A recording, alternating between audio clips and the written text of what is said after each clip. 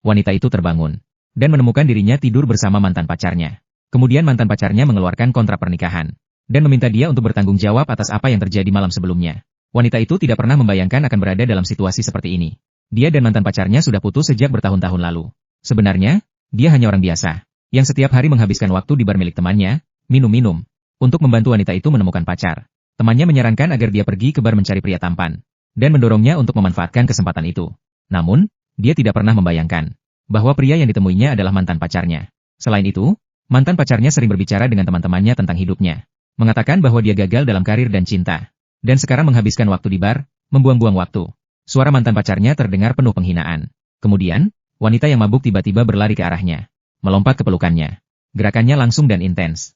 Meskipun dia terlihat jijik dengan sikapnya, tubuhnya tidak menolak dan membawanya pulang. Mereka menghabiskan malam yang kacau bersama.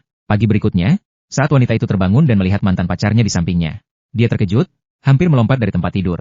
Dia mengaku tidak ingat apa-apa. Namun, mantan pacarnya menunjukkan rekaman kamera keamanan. Di dalam rekaman itu, wanita itu terlihat dengan sengaja mendekatinya. Dia tidak bisa membantah atau membela dirinya. Dia pikir dia bisa menyelesaikan masalah ini dengan uang. Namun, mantan pacarnya berkata bahwa ini adalah pertama kalinya baginya, dan dia tidak akan menerima uang sebagai kompensasi. Sebaliknya, dia meminta wanita itu untuk bertanggung jawab atas kejadian malam sebelumnya.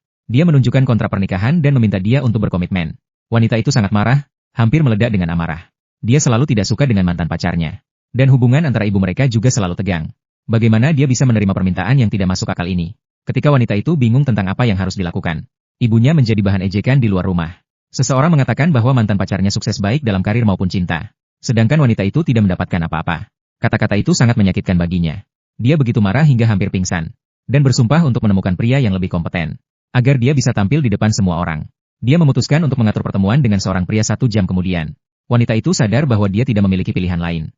Lalu dia memutuskan untuk meminta bantuan mantan pacarnya. Dia memintanya untuk pura-pura menjadi pacarnya. Mantan pacarnya tampaknya sudah menunggu kesempatan ini, dan dia setuju dengan permintaannya.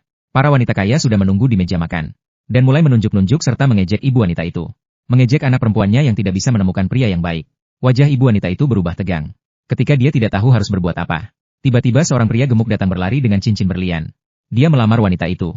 Semua orang di ruangan itu tertawa dengan kejadian itu, mengira bahwa wanita itu telah menemukan pria yang jauh lebih tua. Namun, saat itu mantan pacarnya muncul di pintu restoran. Dia mendorong pria gemuk itu ke samping, dan mengumumkan bahwa dia adalah pacar sejati wanita itu. Suasana tiba-tiba menjadi sunyi. Tidak ada yang bisa percaya apa yang sedang terjadi.